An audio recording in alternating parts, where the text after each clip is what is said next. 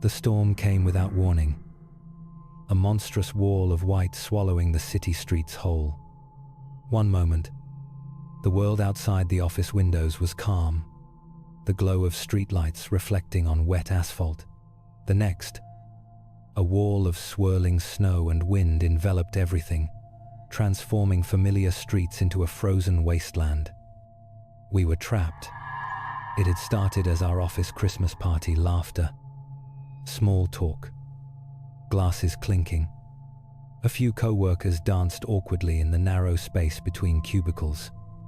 The storm came on so fast, we barely had time to notice. By the time we realized it was here, the city was gone, reduced to nothing but blinding white. The wind battered the windows, rattling frames as if demanding entry.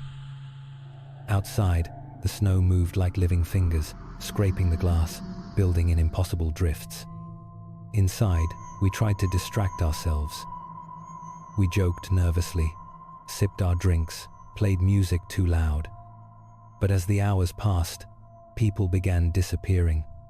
Small things at first, someone's coat left behind, a half-empty glass tipped over, chairs vacated with no one in them. At first, we laughed it off. They went to the restroom, someone said. They left, said another. But doors remained locked, the elevator unresponsive, windows frozen solid. Then the panic began. Colleagues screamed as each person vanished, leaving only the echo of their laughter, their movement, their fear. No footprints marked the snow outside, no sign of a struggle, just empty spaces where people had stood.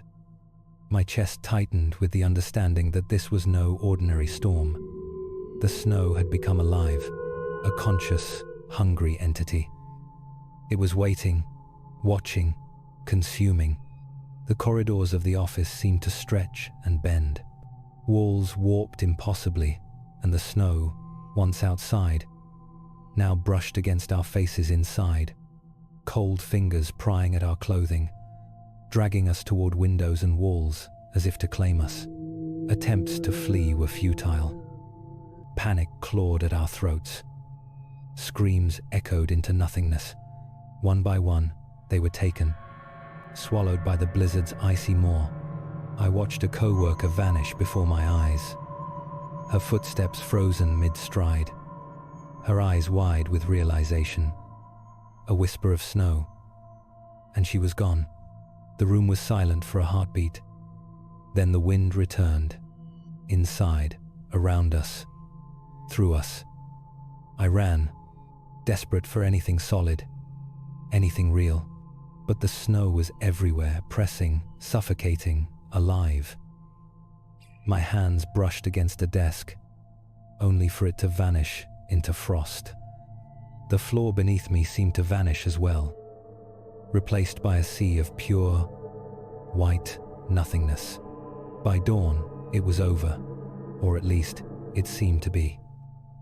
The storm receded as abruptly as it had come, leaving a pristine, white emptiness where our office had once been. Chairs, papers, laptops, everything was gone. The snowstorm had consumed us, and it had not stopped. It lingered beyond the windows, waiting for the next group unlucky enough to find themselves trapped, isolated, helpless. The storm was patient, eternal, and it was always hungry.